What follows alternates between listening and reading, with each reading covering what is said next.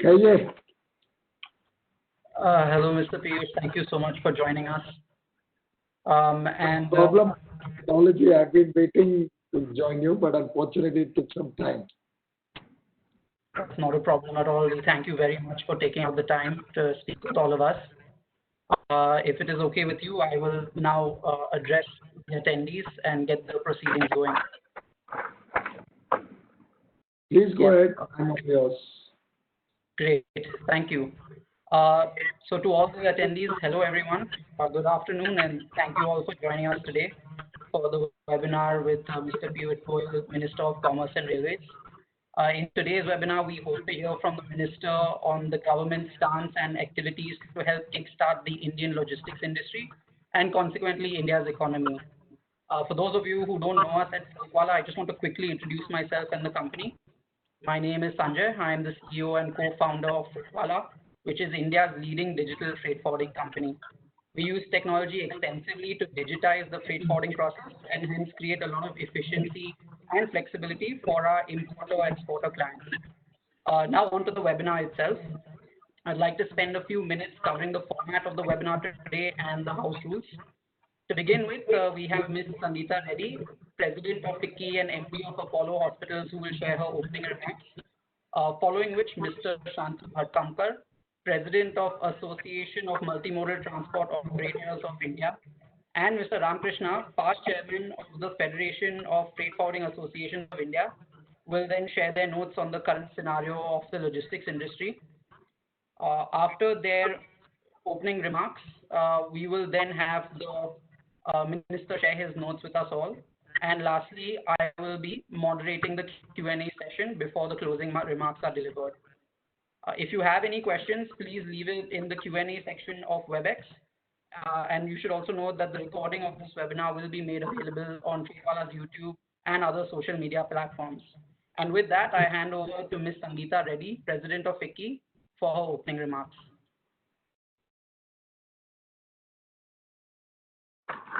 So namaste, good evening.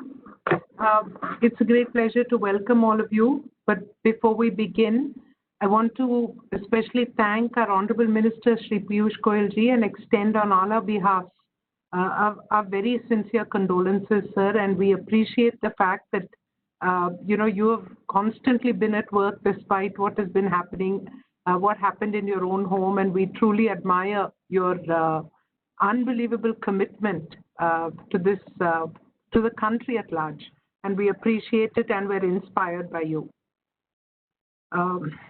We have today, I think, a very important subject which we all realized the value of when it was disrupted. Logistics is clearly a critical driver of our lives as well as of the industry and the economy. And over the last 2.5 months, the COVID crisis emphasized the critical need across the country for reliable and efficient logistics. Logistics, transport, production of goods are all very intimately correlated or synchronized. And any major disruption, like happened during the COVID outbreak, has a negative impact on global production, global supply chains, trade, and consumption. In fact, the world trade is projected to fall by a record 27% in the second quarter of this year, according to UNCTAD. Having said that, I think by a combination of a very proactive government, very hardworking teams across the Indian resilience, and of course the Atmanirbhar package, we are hoping and we are quite certain that India will kind of change or show a very different trend and trajectory, and that we should bounce back quickly. We believe that logistics needs innovation, and COVID lockdown has shown us how quickly the operating environment, behavior patterns, habits of customers can all change. From my sector or industry itself, we saw the very quick adoption of telemedicine. People and the doctors moved very clearly to using digital mechanisms. And so while logistics is the key, and at this point talking about logistics, I must state how the Railway Ministry has been a proactive, supportive environment in enabling essential supplies across the country. Towards digitization, I think industry needs to find creative means to enhance robustness and the resilience of logistics, and look at supply chains and do tech-driven solutions. Briefly, I want to touch upon three broad areas based on the research and the work being done in FICCI. The first one, of course, is that according to WTO, the global trade will fall by about 13 to 32%, depending on the country. And while it's heartening to see the signs of moderation in decline of the merchandise exports in India, like I mentioned earlier, we believe that the decline will be less in India than in other countries. And we've already seen that May is better than April. Export order situation is getting better, and we should be prepared and ready on all aspects to be ready to reopen and take advantage. The government has already adopted some very useful measures, whether it's the foreign trade policy, including MEIS, extension of interest equalization, the rupee credit, many other schemes. We appreciate that. And Honorable Minister, may I submit on behalf of the exporter community that they have been seeking additional incentives under MEIS for the creation of an export development fund. And I think this is critical because our aim and ambition in the export sector is large. We need to do a few things in terms of marketing, seeding the environment, quality control, education, enhancement of the logistics, and also an idea spoken about many times is that our commercial attaches must be strengthened, and our embassy should serve as marketing for brand India. Moving to the second point, sir, I think FICCI has had the opportunity to work in 4 industry subsections with you, and I'm aware that you are personally leading this. We were heartened when the Prime Minister also mentioned the tremendous potential of the furniture sector. This, at your prompting, FICCI had done the detailed reports on the potential in the areas of furniture, air conditioning, electronic components, and textiles. We've now proposed to the DPIIT to work further in some additional areas where India could emerge as a strong player. And we look forward to your continued guidance in this, Minister. Third, I think FICCI is very happy and proud to note the achievement of on the Make in India front. Again, under your guidance, sir, we've had long conferences late into the night where you guided everybody and inspired, whether it was in the domestic manufacture of masks, sanitizers, gloves, PPEs, and ventilators. All of them got a boost by your leading from the front. Just to state 1 or 2 numbers, which are, something everyone can hear and be proud of, over 165 distilleries and 962 independent manufacturers got licenses and started producing hand sanitizers, and the cost effectiveness of this product is being appreciated all over the world. Over 87 lakh liters of hand sanitizers were produced by May 1st, and in terms of over 42 lakh PPEs and 76 lakh N95 masks. So I can go on with this list, but the Made in India story is something that I believe will be the subject of many case studies and many wonderful learnings. Ladies and gentlemen, these are significant milestones, and indeed they inspire us to contribute to the Prime Minister's clarion call of Atmanirbhar Bharat movement.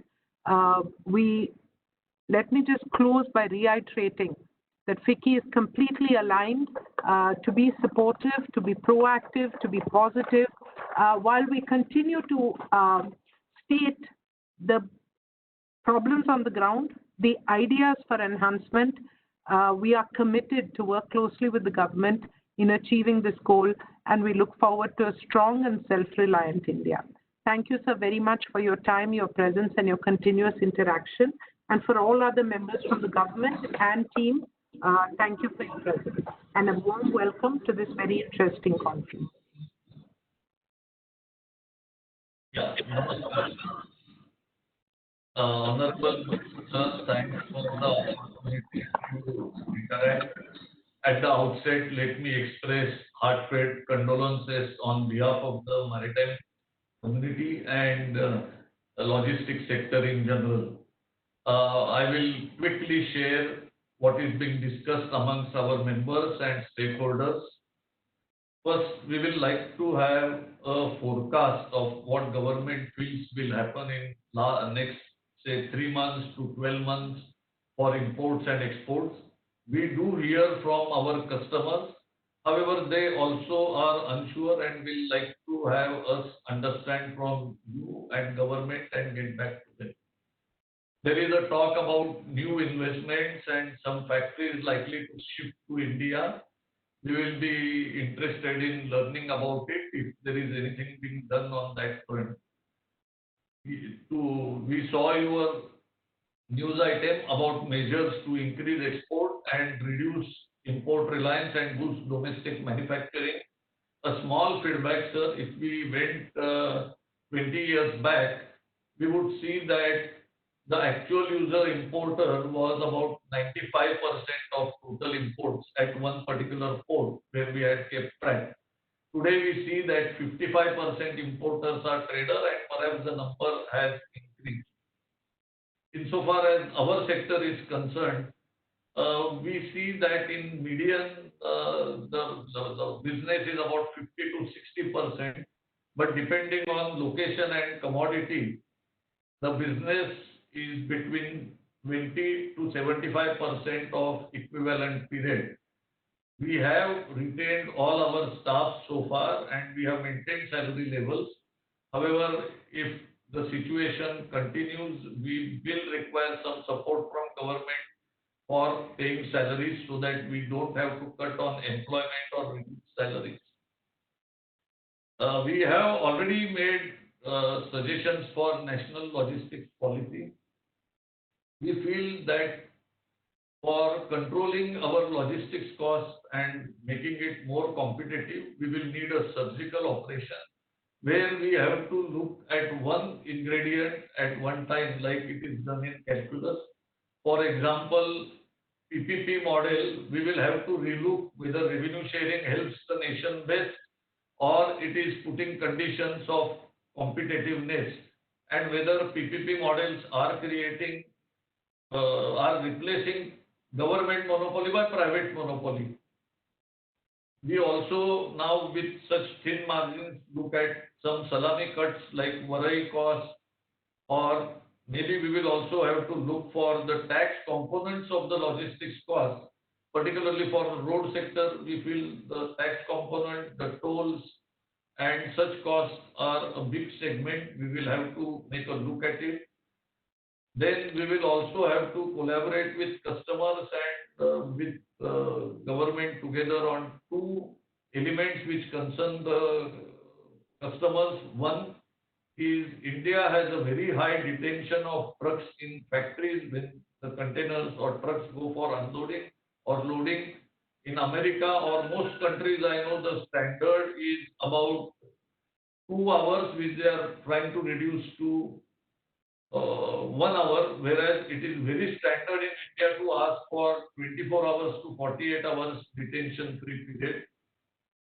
Lastly, government has done a good help to MSME sector by bringing out several provisions for payments to MSME by the larger organizations. Maybe more work is now required in that area considering the current economic situation. With this, sir, few remarks and few suggestions.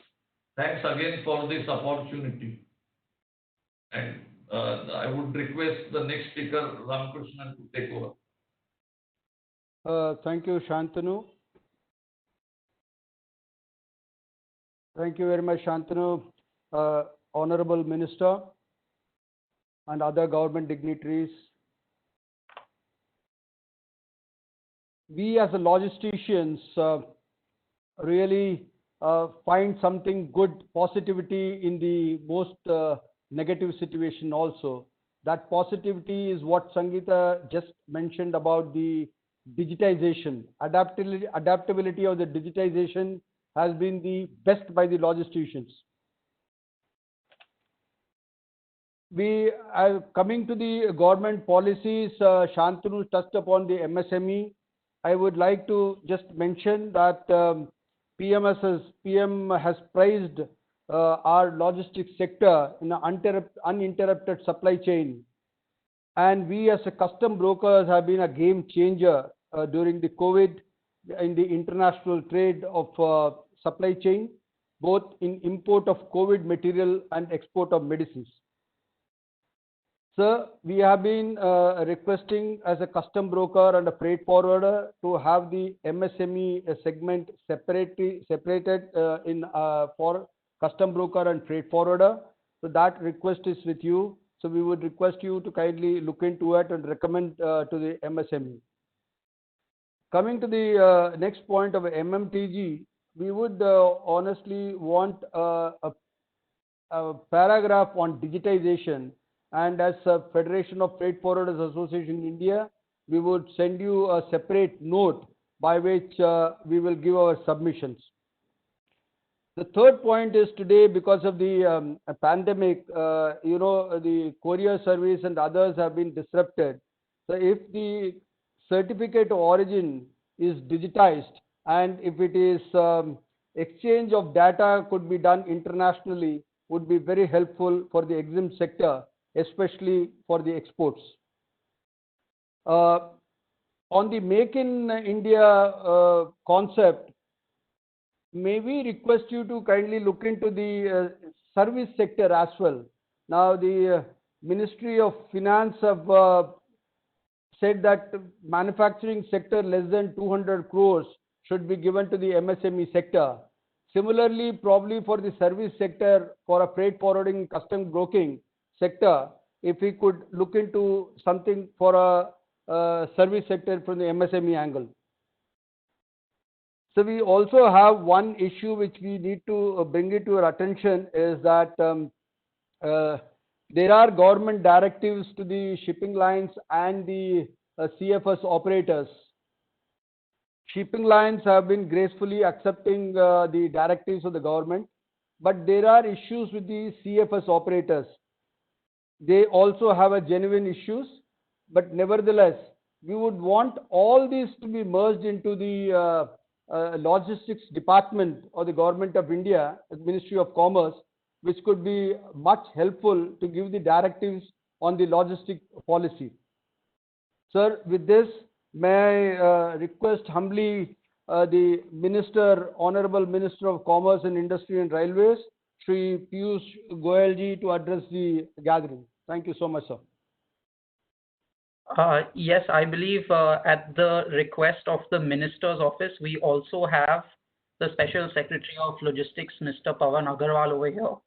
And I'd like, on the Minister's request, I'd like Mr. Pawan to chime in over here for a few minutes before we move forward. Thank you, sir. Thank you for this opportunity, and thank you, Manav and Vicky, for this opportunity to speak to you on this occasion. I hope you can hear me. Yes, we can hear you, Dr. Mr. Agarwal. Okay. All right, thank you. So, so I had occasion to speak to, the sector through Vicky a couple of weeks ago, and this opportunity once again, gives me a better sense of issues that the sector faces. Thank you very much for, giving me this opportunity in presence of the Honorable Minister. As we speak, various things that have been pending for many months, we are trying to bring them to a closure, and most important of them being the National Logistics Policy. And let me, share with you that while the policy, once it is finalized, will be in public domain, but we are holding extensive consultations with all stakeholders, and all these points are being taken into consideration, including views that we have received from other ministries, because this logistics space is somewhat of a contentious space wherein we have large number of ministries and agencies within the government also working in this area, and we have to figure out that what is the space for the logistics division in the Department of Commerce that we have to handle, and most important of them being the digitization part of it that brings in efficiency. You mentioned about time taken in loading, unloading of trucks. Is there some ways that we can bring in those efficiencies by putting the digital processes, by creating incentives for trucking companies and the manufacturers and other businesses to reduce these times and bring efficiencies. In addition to that, we are also looking at issues of manpower in the logistics sector. We are in the process of repealing the Multimodal Transportation of Goods Act by a more comprehensive legislation on logistics, and that is also in the works. So with many of these measures that you will soon see coming, I'm sure that we would be able to provide a more robust logistics sector for the country, which accounts for 13 to 14% of the GDP. And if that is the GDP that we spend on logistics, which is comparable to what is there on the agriculture and allied sector, or what is there in manufacturing sector, then we should not look at it as an add-on in manufacturing or other sectors. This becomes a sector in itself. And I think that importance of the sector is now being recognized. And we are grateful that we are getting the support of the industry and other stakeholders in making it happen. And also the Honorable Minister is taking a very keen interest in this particular space, particularly bringing the railways and more freight movement onto the railways as one of the priority areas. I'm sure we will hear more about it from the Honorable Minister. Thank you very much, sir. Thank you very much, Pavanji. At this point, I'd like to ask the Minister whether he would like to do question, answer, or should we get a series of questions together and then have all the answers at one time and then the address? What may be a good idea so that there's no duplication, that Sanjay, if you have moderated or if you have compiled what are the critical issues, whoever wants to raise those critical issues without repeating what somebody else has raised, then I'd like to hear comments from your senior colleagues, and then I can collectively try to respond to that and also message to all of you.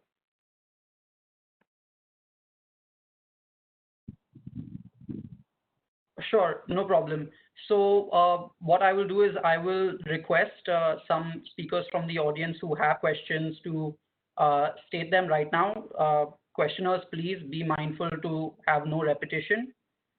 First up, I'd like to ask Ms. Geeta Uppal of Reliance Industries, where she manages the freight team for them, to state her questions to the Minister.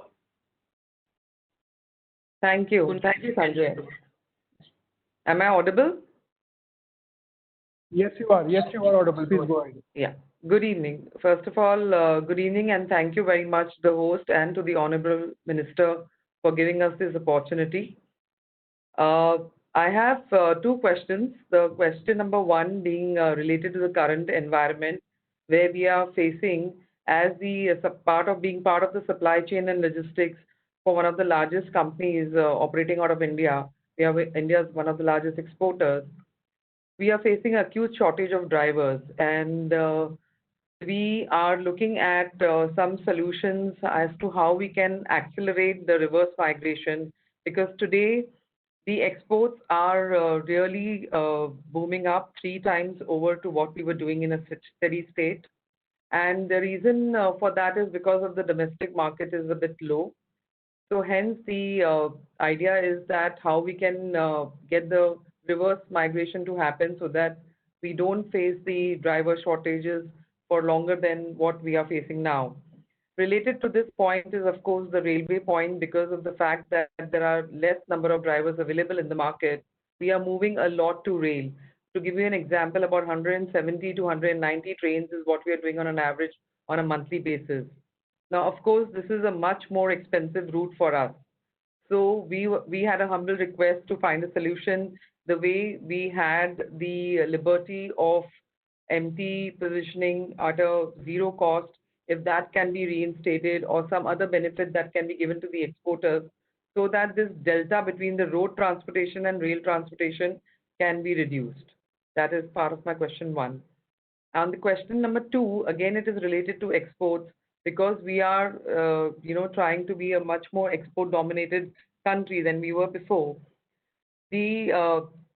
The fact that my export trailer, self-seal factory stuff container, once it reaches Nhava Sheva port, it has about 7 touch points. There are various agencies involved before this container can actually be gated in. Now, this means there's a delay of minimum 12 to 14 hours outside the port of Nhava Sheva. Now, how we can bring all these various touch points on one single platform so that we can enable to have this gate-in process within 60 minutes or max 2 hours. We have ports in India itself who within 2 hours, the trailer is released and it can go back and get another container back. And especially this is very critical during this time because we are already facing, as I mentioned, the driver shortages. So the earlier the trailer gets released, it can go back to my factory and make 2 trips a day instead of the currently 1.5 that we are doing today. So these are my 2 questions which I have placed humbly before the Honorable Minister. I will just call on the next questioner, Mr. Vipin Vora of Continental Carriers, to state his question. Yeah. Sir, this is Vipin Vora. I'm the chairman of. Can you hear me? Can you hear me? Yes, Vipin, we can hear you. Please go ahead. Yeah. Okay. I'm Vipin Vora. I'm chairman of Continental Carriers. Leading freight forwarding company in India. Sir, I've got 2 questions. The first question is, we have been asking, Ministry of Commerce to recognize and give us industry status to freight forwarders and custom house agents.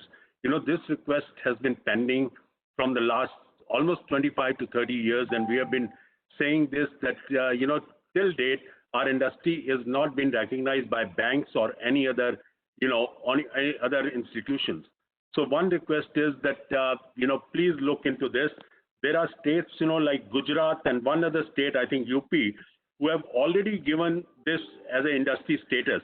But we are looking at an all India level, if central ministry can look into this and grant state, industry status to freight forwarders and custom house agents who play an important role in all these days you have played, you must have seen in the COVID days and all. So that's my first question. And my second question is, sir, there is a SEIS license scheme which is there on the foreign exchange earning for the service industry. Now our industry, our freight forwarders and custom house agents, they earn a lot of foreign exchange and they get it in the shape of services rendered and the freight services which they provide to the customers. Unfortunately, the licenses which are issued by the department are being challenged by the DRI. And now people have stopped applying this. And we have been asking for the clarification from the department to give us clarification whether it's allowed on what, whether it's allowed on freight, whether it's allowed on, profits or other things. And for that, we have written letters from the industry and from the PhD chambers of also. But unfortunately, we are not getting clarification on those. So these are the 2 things. If this can be clarified, this will be a good boost to the logistic industry, sir. That's what, these are the 2 points which I wanted to raise, sir. Thank you very much. And lastly, can I request Mr. Saif Qureshi of Cripps Group to state his question?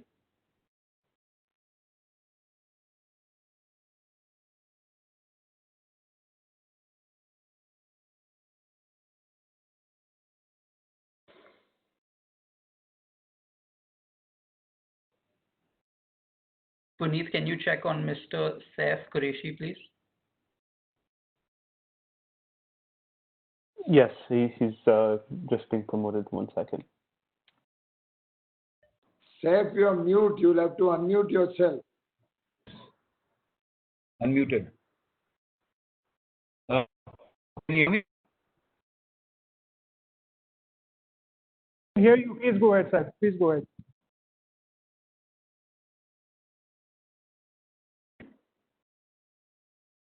Mute again. You're mute. Yeah. One of the main problems is cash flow and staying solvent. revenues are not even 20 to 30%, while expenses remain at 100%. Add to this the problem, like other speakers said, of non-availability of workers, transportation, statewide different rules, etc. And it's a nightmare scenario for all industry. Central and state government PSUs are undertaking the utilities for large amounts, MSME and industry in general. How can the industry be expected to service the financial obligations to government in terms of taxes, banks, and other stakeholders if government undertakings themselves don't pay their dues on time? Can the Ministry of Commerce and Industry think of having a common portal where industry can post their overdue payments from these government undertakings and the ministry facilitate timely payments by coordination with the respective concerned ministry? This would be akin to a support and stimulus package itself by the Commerce and Industry Ministry without using any additional government resources or worsening the fiscal deficit, sir. Mr. Piyushji, I think those are the prominent questions that we have. Request you to take the floor and address the attendees today. Thank you very much, Mr. Bhatia. Thank you, Sangeeta ji, Dilip, Mr. Agarwal,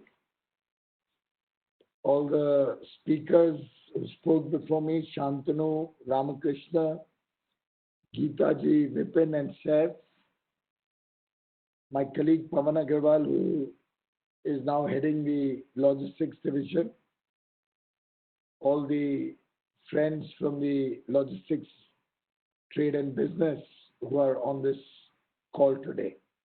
Thank you very much for your kind words of solace, which I deeply appreciate and value.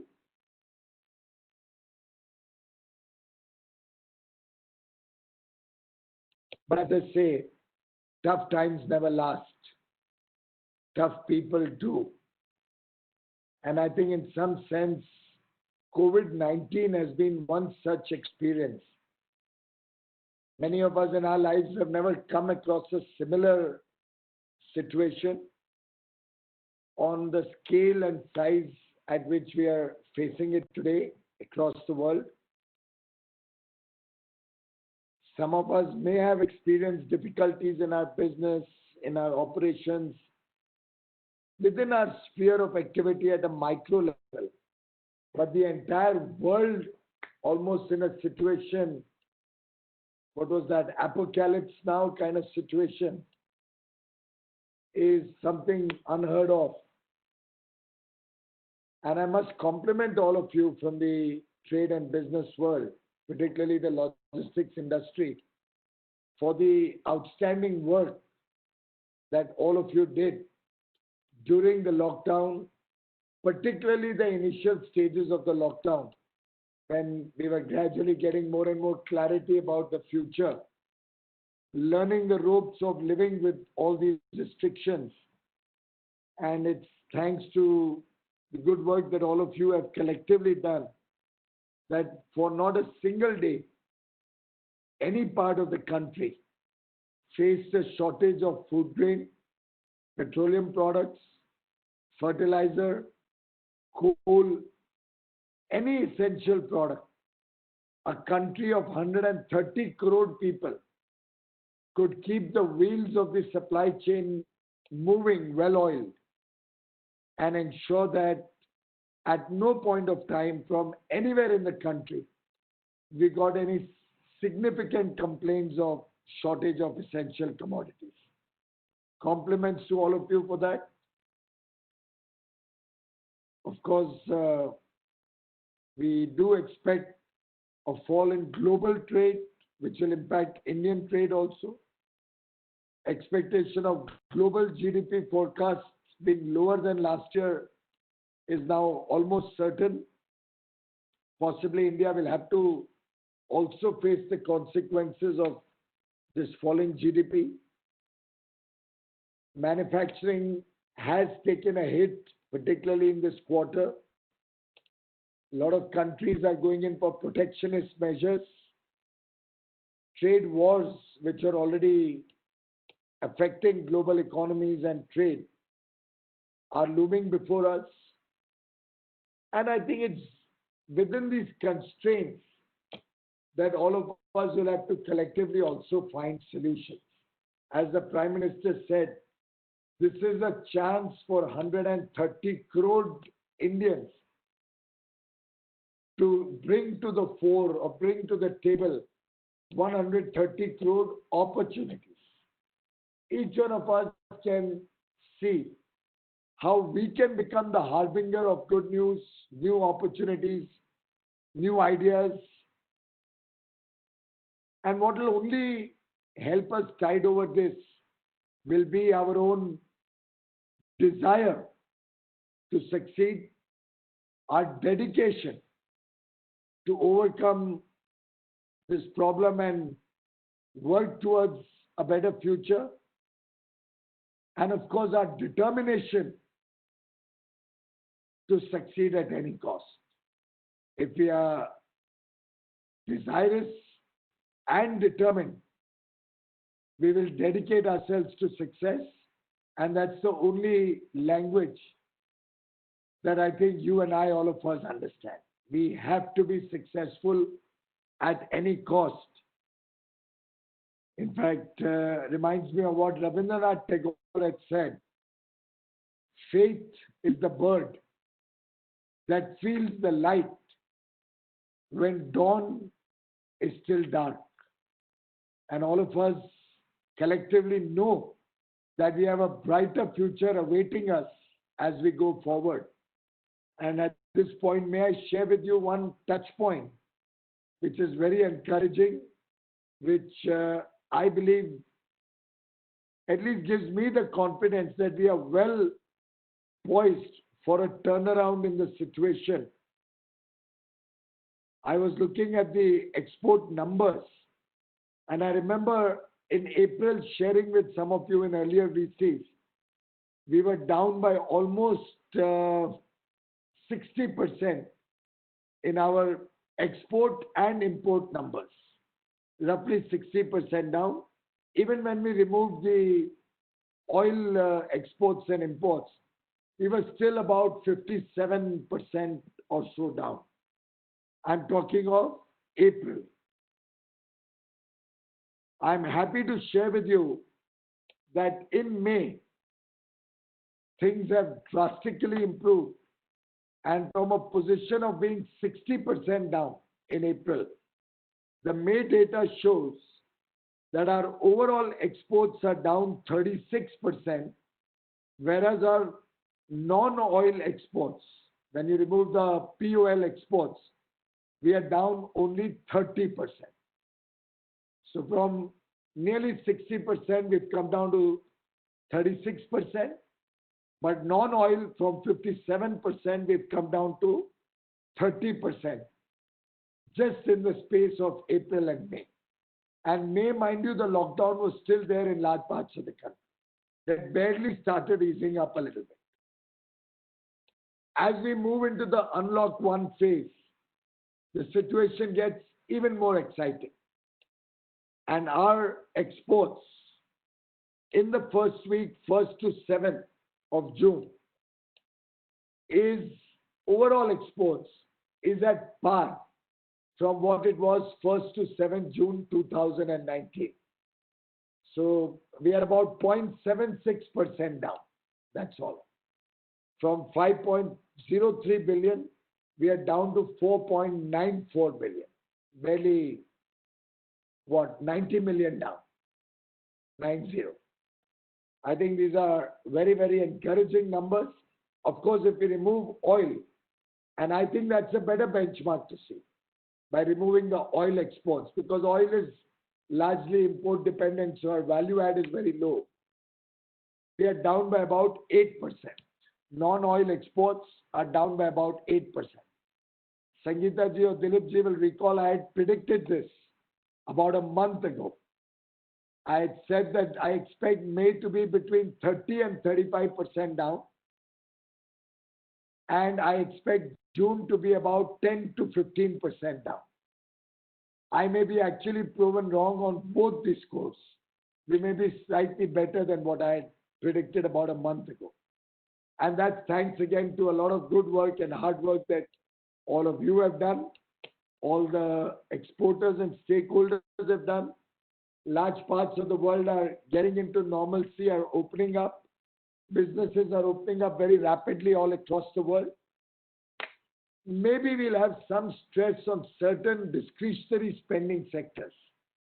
Textiles may take a little longer, but on many other items, India's own global trade on discretionary spending is more skewed towards imports than exports. On exports, we are not exporting too much of discretionary spending goods. As the man from Reliance, Geeta Uppal, mentioned, Reliance is almost 3x in terms of their export numbers. So they've used their capacities to good measure, filled in the gaps in global supply chains, and where there was a domestic shortfall in demand, they quickly reoriented to the export market. I believe the steel industry did something very similar, and they're also largely focusing on exports right now. So all of these are showing us the direction in which global trade is going to move going forward. And I hope that by the time we close March 21, we would have recovered the lost ground of April and May also. It's not a small loss. It will be close to about $30 billion that we would have lost in these 2 months. So we would have a lot to make up for in the last 6 or 7 months of the year, even assuming the Q2 remains flat. So we'll have a lot of making up to do, but I have the confidence that our exporters and our logistics companies together will make that happen. Ms. Geeta, about your shortage of drivers, the railways is there to serve. Yes, sir. That's why we'll give you as many rates and trains as you want. I'll also look at what is this delta between rail and road traffic. Yes, I want you to have a conversation with Pawan Agarwal. Right. Share them your own experiences and what you think can be done. Right. And if necessary, Pawan will organize a joint meeting with the freight team of the railways. But we'll find solutions. I assure you we'll find solutions.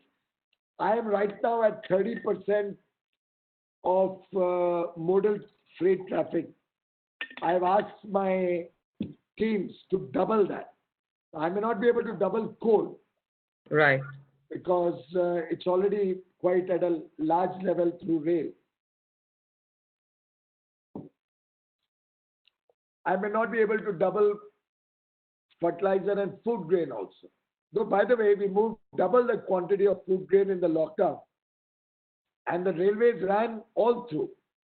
When everybody was cooped up in their homes, worried about their health, worried about the safety and security of their families, every railway man was on the road. Absolutely. 24/7. We did not allow a single day when freight did not reach its destination. In fact, it reached much faster with the passenger trains not being there. And we moved twice the amount of food grain. Coal was less because of less power demand. Fertilizer, you must not have heard a single complaint that anywhere in the country a farmer had a problem with fertilizer. So it's been a tremendous journey of the last 2 months, 2.5 months, moving freight through the COVID lockdown period, ensuring that there's no shortages anywhere. And now we are looking at leveraging what we have gained in this period in terms of an experience with newer products. We started parcel trains on nearly 94 routes. 3,500 parcel trains have been run, sometimes even empty. Initially, many ran empty, but we did not stop that service. We wanted that service to be available and people to get the confidence that small cargoes, small lots can move through that. I've been reading the chat, by the way. Some people have shared problems about using the parcel train. Also, some rent-seeking complaints some people have written in this. I would urge you, Sanjay, to list out all these issues on the chat and share it with Pawan Agarwal, who will work towards resolving all these issues. But it's a very, very useful chat. My eyes keep going from the screen to the chat because some very nice thoughts are coming into the chat. And I would assure you, those of you who did not get a chance to speak, that whatever you are writing on the chat, and those who have not, I'd urge you to put in your issues on that chat so that we can address them also offline. Your Nhava Sheva problem is a very genuine problem. About drivers, by the way, I would urge FICCI to take a lead in this. Talk to UP and Bihar. They are sorting out lists of migrants and sorting out different skill sets. Right. Only difference is this time around you'll have to care for the drivers and migrants to come back better. Yes. You can't leave them in the lurch. You can't let them fend for themselves. I think there will be a lot of good coming out of this lockdown, out of this problem that we face. The good will be in terms of a better future and security for the migrant labor. There'll be concern about quality housing for them. There'll be concern about their nutrition and good and their welfare measures. And I do hope all of us who are on this call, all stakeholders of business, all of us who hire domestics, for example, all of us will also be much more caring, much more considerate towards the migrants who leave their families, come and work for us, more out of compulsion to make two ends meet, to make a little money to send back to their village, to their families, for their children's education, for their parents' medicines or healthcare. And I do hope all of our stakeholders will, going forward, really look at these migrants as important stakeholders of our businesses. Now that we are feeling the pinch of the migrants not being there, I think we can recognize their value much better. But if you want to engage with UP, Bihar, particularly these two states are very proactively working to prepare dossiers on the migrant labor, list them out, look at reskilling and training them, and monitoring that they get a fair deal when they come to work back into the cities or into industry. But I'm sure you'll get the drivers back in. We have started 230 trains. Tickets are available on the way back. So I would urge those of you who are looking for some of the migrants to come back, or drivers or any specific skill sets, tickets are available on the way back. Maybe your recruiters need to go there and make a little extra effort. But particularly companies like Reliance can show the way forward by caring for them in a new way. In the post-COVID world, let them be as much your stakeholders. Make some quarters for them. You can do prefab very quickly, make some good quarters for them, provide good mess or facilities. I can share with you a very senior leader of the various associations that I've been dealing with, one of the big industrialists of the country. When I discussed this issue of migrant labor with him, he has assured me, and he hires some 6,000 of them. He has assured me he's going to quickly create quarters for them, air-conditioned quarters, and mess for their food and nutrition. And he worked out the cost because in his factory he has land available. The cost is only coming to 500 rupees per worker per month. Only 500 rupees for his good stay in air-conditioned room, 4 to a room like you have in Jebel Ali, Dubai and all of that. Food is of course separate, and these are air-conditioned quarters with washing machines and all in the basement, so that they can take care of their personal hygiene, their clothes are well sanitized, good toilets and all of that. So I think at least the top 10,000 companies of the country who are all members of ASSOCHAM, FICCI and CII should certainly consider all of these measures in the post-COVID world. Nhava Sheva, Pawanji, please have a look. What is the specific problem? Discuss with Ajoy Mehta, the Chief Secretary, if something needs to be done at the state level. Talk to the port chairman and the shipping ministry and give me a report how we are resolving this Nhava Sheva problem. Nhava Sheva is one of our most important ports, and if we don't resolve that, mind you, business will start moving to the private ports. Then we'll be left with more PSUs to handle with problems. So it's important that we nip it in the bud and ensure good service to our freight forwarders and our stakeholders. Vipin, I don't know whether industry status really makes a big difference, but certainly the MSME status now as services has been given. So I would assume that probably you would be covered in the MSME definition.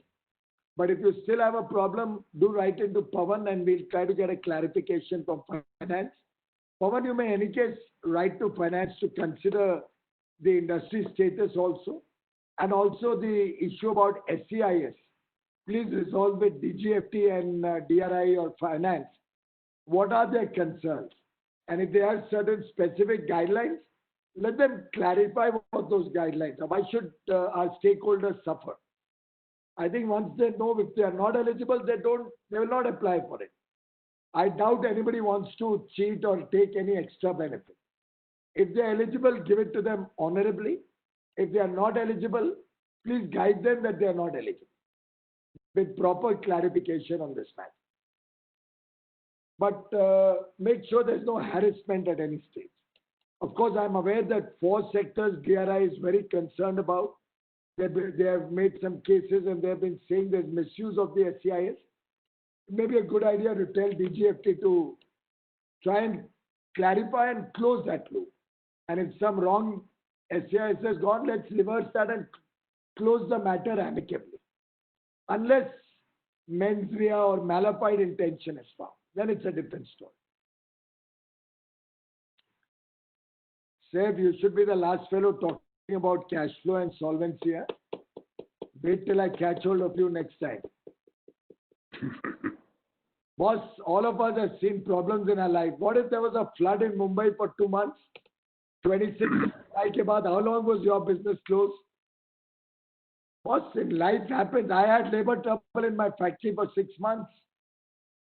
Now, if everybody is going to put everything onto the government, we'll never be able to resolve issues.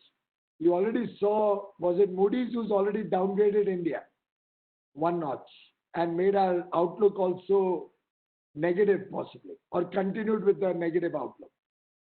Fortunately, Fitch has still given us a stable outlook. Not Fitch, I think Moody's or S&P, somebody now. I'm doing so many VCs, I'm completely losing it. But what I'm trying to say is that India has to balance our macroeconomic fundamentals, which with great difficulty. Post 2014, we've been able to strengthen. Nearly $500 billion forex reserves, Reserve Bank giving huge amount of liquidity support, bringing down interest costs, MSME sector being given 100% government guaranteed loan book, and several measures to open up the economy, to give you freedom from government interference, and really sustainable measures to prepare India in the long run is the way forward. Yes, there will be sectoral problems which we'll have to address. The Honorable Finance Minister is consulting with different sectors. And I can assure you that we'll be sensitive to whichever areas face the stress beyond their capacity to absorb. But I think I don't believe the freight forwarding sector as yet, or the logistics sector, has reached the situation, as you said, of solvency problems. I think that's a little bit of an exaggeration. In fact, I have been making requests of the sector, which all have not been willing to concede, in terms of more transparency in your costs, in terms of more transparency in your shipping bills, shipping costs, the add-on charges. I have not seen your sector come out willing to consider any of our requests also. And Siva Salem had made many requests of yours. Pawan Agarwal can continue that dialogue. And I'll urge you to call Siva Salem as an observer to that meeting. because he remembers my earlier meetings. Your sector wants everything to be opaque. Doesn't want to deal with freight with transparency. So we don't know what supernatural profits you've been making. So if you had come out more openly and more transparently, then maybe we would have actually appreciated that, yes, you are under severe stress and you need support. So someday, every action has a reaction. I don't want to be offensive. I don't want to offend anybody, but I'm doing some plain speaking so that as we move forward in the post-COVID world, we all work with much more fairness, much more transparency.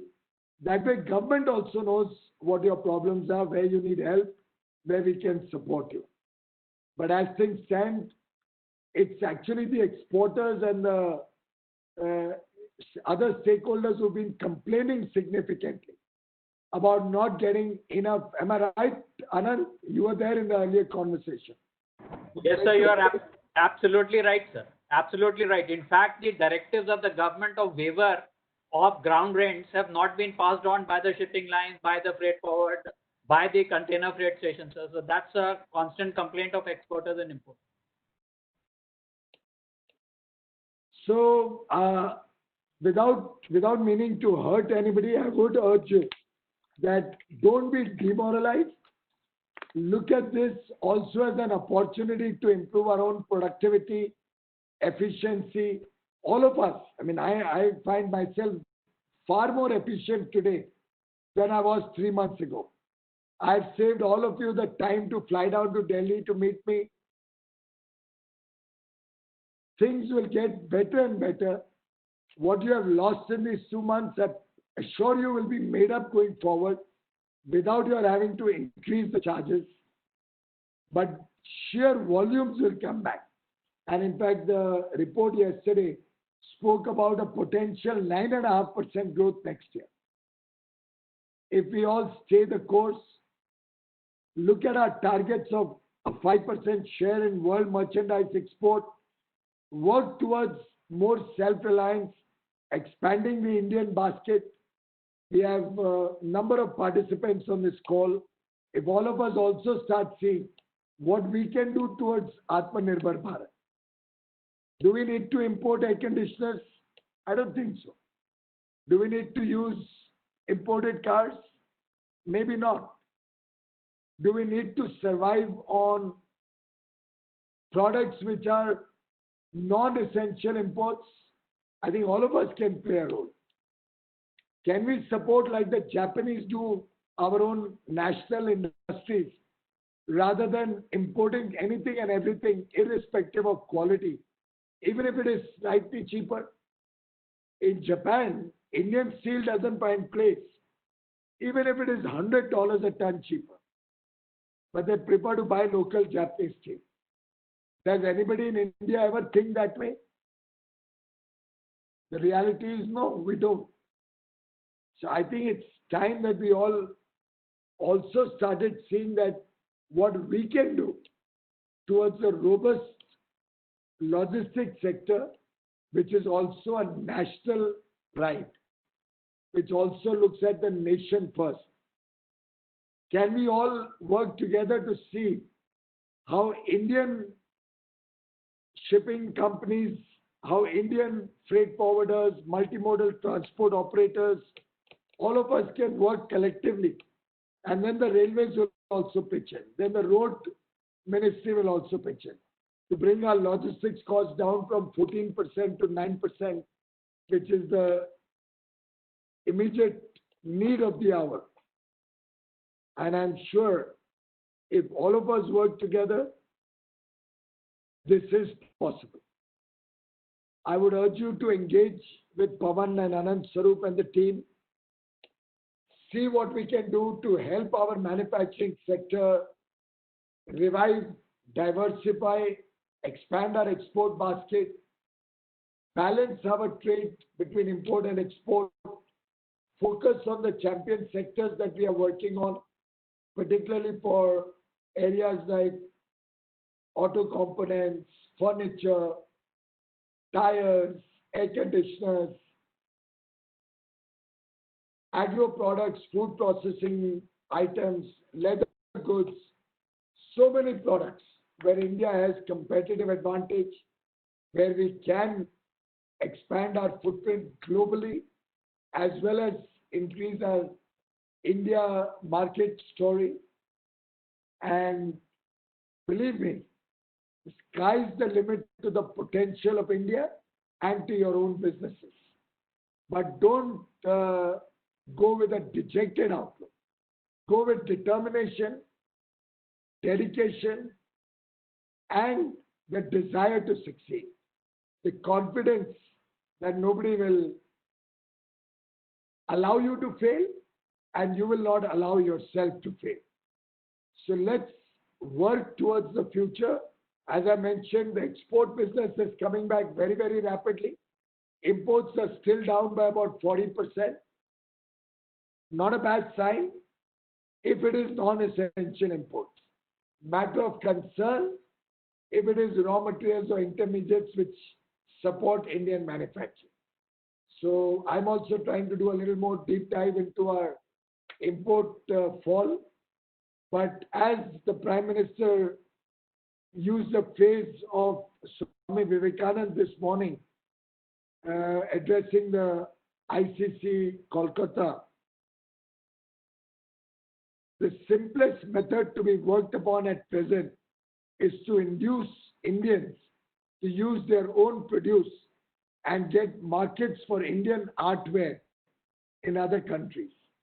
I would like to urge all of you, and FICCI is a stakeholder in our effort towards Atmanirbhar Bharat. It's not about shunning imported goods. Where an imported good adds value to your business, get it. Where an imported tool helps you to do your work more efficiently, get it. Where an imported technology is good for us to engage in, must get it. So we must work in the global world, but at the same time, care for the millions, crores of Indians without jobs, without a proper income, who will get an opportunity as more and more Indians start demonstrating national pride and using Indian goods. And I'm sure going forward, this is going to become a very, very important element of our trade policy, of our engagement with trade and business. As regards the PSU, central and state government dues, if the logistics industry also has significant dues, can you please give us some idea of which are those agencies or departments? And Pawan, will you follow up with those ministries to try and see how we can get some of the old dues cleared, and if there are any controversies or discrepancies, get them to sit across the table on the VC and resolve all overdue problems.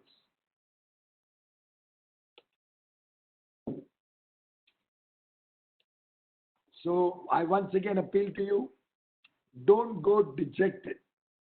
Go with determination. Things are easing up. Things are sorting themselves out quickly.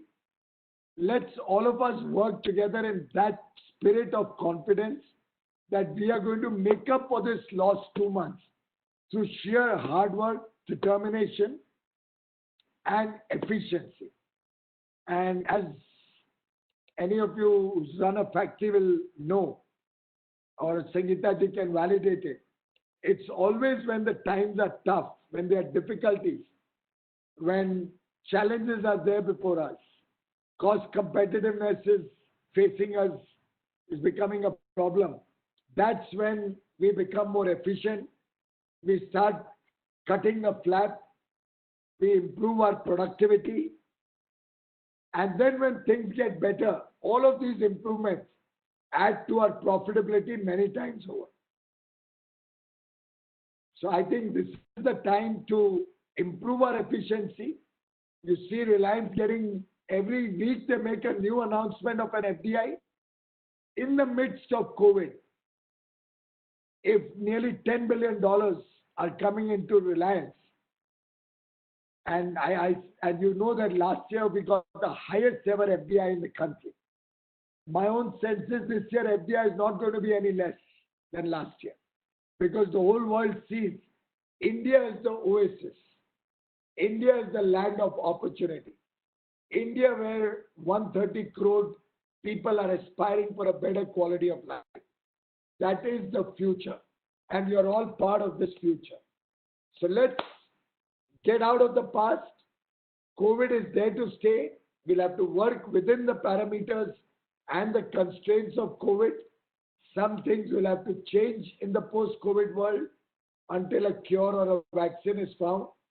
But let's all work with the confidence that we can do it, we will be successful, and there's no power on earth which can stop us.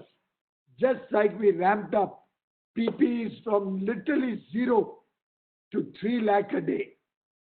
Just like we today have 700 testing centers against probably 3 or 4 earlier. Just like we ramped up testing from 1,000 a day to 100,000 a day. Just like we are self-sufficient in masks and sanitizers, we make our own rapid testing kits. India has the ability to do it. Let's go and do it. Let's achieve extraordinary results, because it's tough times, it's challenges that bring the best out of all of us. And I have no doubt in my mind that each one of you has the capability to give extraordinary performance in these trying times.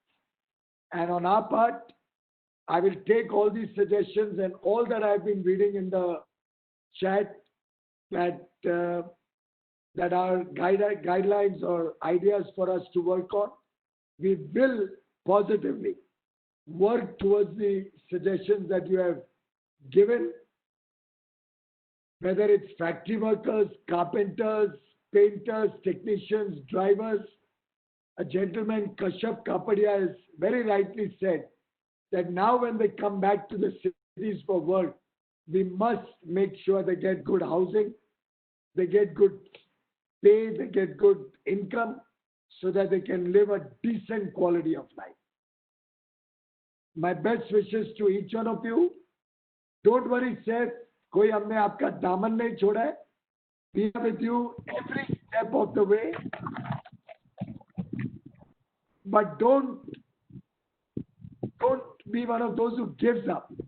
Be one of those who works doubly hard, just as each one. And Sangeeta must have done more, 30, 40, 30 pieces with me in this lockdown period probably.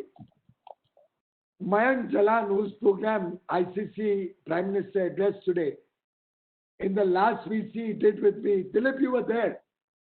That the 24th. Third VC. You remember that, Dilip? Yes, Mr. Minister. It's the 23rd. It was his 23rd VC. Mayank Jalan, whose program Prime Minister addressed today. That was about a week or 10 days ago. Then I was not there for 4-5 days. But we are back on the job. Not even 4-5 days, sorry. I was not there for 4 days. On the 4th day, I was back here doing my work.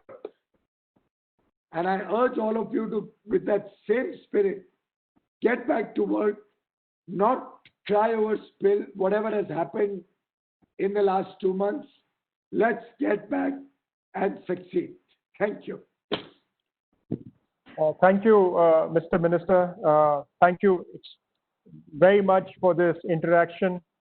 Your leadership, your constant interaction, your proactive outreach, and most importantly, your patience and understanding to listen to different sectors of industry is really, really a huge moment.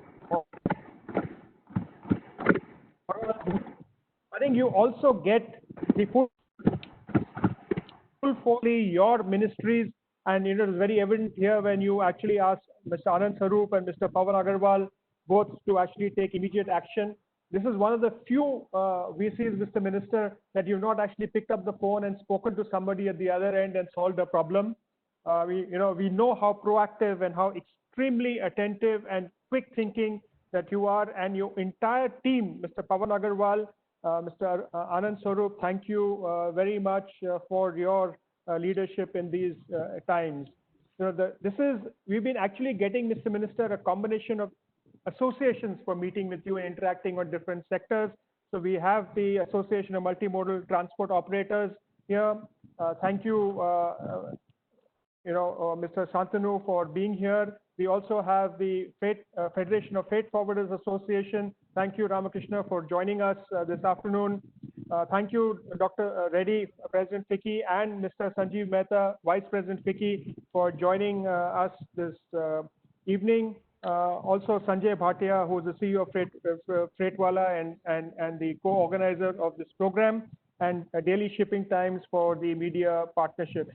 You mentioned Mr. Sid Salem, Mr. Minister. I was in actually a panel discussion just before this webinar with him. And three things actually came out, which I think you'll find very interesting. The first thing is that logistics has moved from just in time to just in case. So there's a huge mindset. The pandemic has actually made that happen. Second is that the COVID-19 has transformed the logistics sector, which was, a lot of people were anti-digitization. But contactless delivery and full digitization has actually accelerated exponentially to utter, amazement of everybody in the chain. And the third thing, and you've been so positive, you've been egging us on, and you've been motivating us, the target of 260 billion by 2026, a positive outcome of the COVID thing is it is going to be achieved much earlier than 2026. And I think all the stakeholders in this call will have to play a role in them. And thank you, Mr. Minister, for actually equating them with the COVID warriors, because they kept the wheels of the economy going, and really compliments to the railways going forward. So thank you, Minister, for this extremely positive interaction. And thank you all the panelists for being with here. Thank you. Thank you. Good day to you. I hope all is well with you, Sangeeta ji, Dilip, all of you. Yes, Minister. Thank you. Thank you. Thank you very much. The Prime Minister is also taking serious attention about all the work that you all have been doing. So furniture, he's already talked about furniture. Yes, he spoke about it. Leather. So he's really taking a lot of interest in the good work that all the associations and industry is doing. So we are committed to the effort that all of you are putting in. Thank you. Thank you. Thank you very much for your speech. Always a great inspiration. Thank you. Thank you, Manav and team. Thank you, the FICCI team, for your inputs. Yeah, thank you, everyone. Thank you, Anand. And with this, we close the webinar. Thank you, all participants. Okay, thank you. I have to do only this one call.